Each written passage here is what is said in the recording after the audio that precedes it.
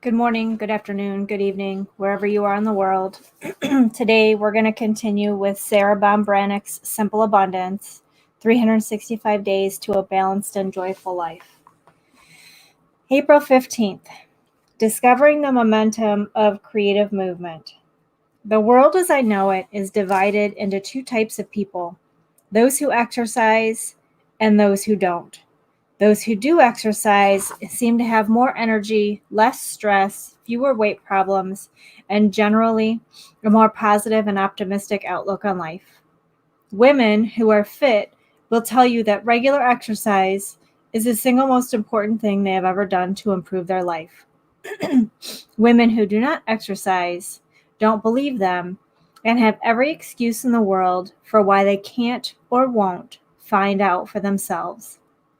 They don't have the time, they're too out of shape, they're coming down with the flu, it's too cold or too hot, they're too tired, they're too depressed, maybe next week.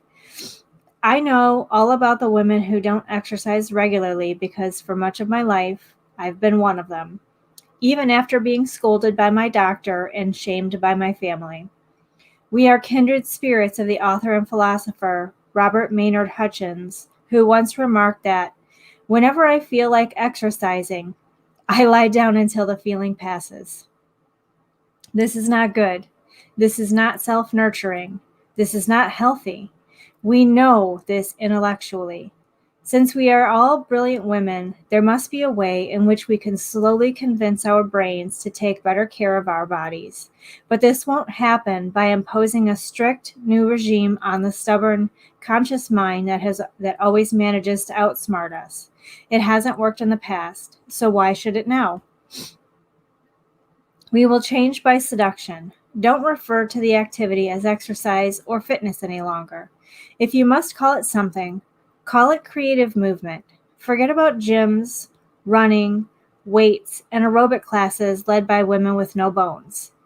Think about creative movement as a life-enhancing, enjoyable pastime because it is. Just pause for a moment and imagine all the ways that you could move creatively that might bring you pleasure. Dancing, ballet, tap, ballroom, hip hop, or Zumba, swimming, fencing, horseback riding, racquetball, tennis, golf, riding a bike.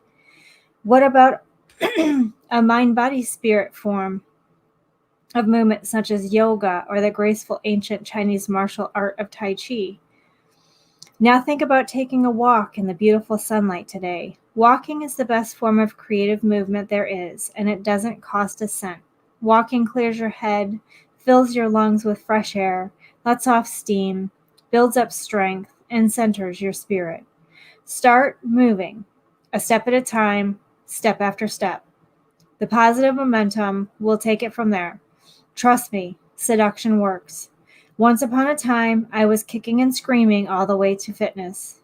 Now, because my doctor told me I had to get stronger before I could partake in the two sports I do love, horseback riding and fencing, I'm doing deep breathing, stretching, and engaging in walking meditations.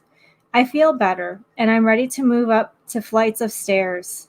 Diana Rush assures us the enlightenment of self-awareness, we can re-guide and realign our whole selves, our bodies, by finding new ways of moving and celebrating them, and by adding good food in amounts they tell us they need.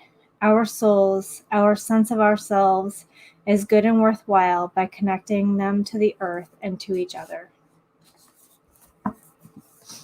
Fitness is definitely really, really important. I'm actually wearing gym clothes because I actually have to go to physical therapy here in 30 minutes.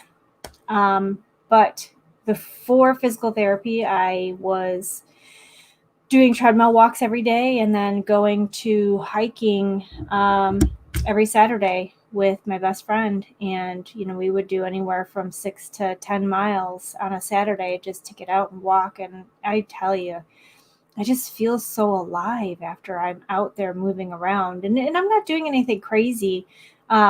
Physical therapy, they kind of have me working a little harder because I'm trying to build up strength in some certain muscles. But other than that, I just go walking.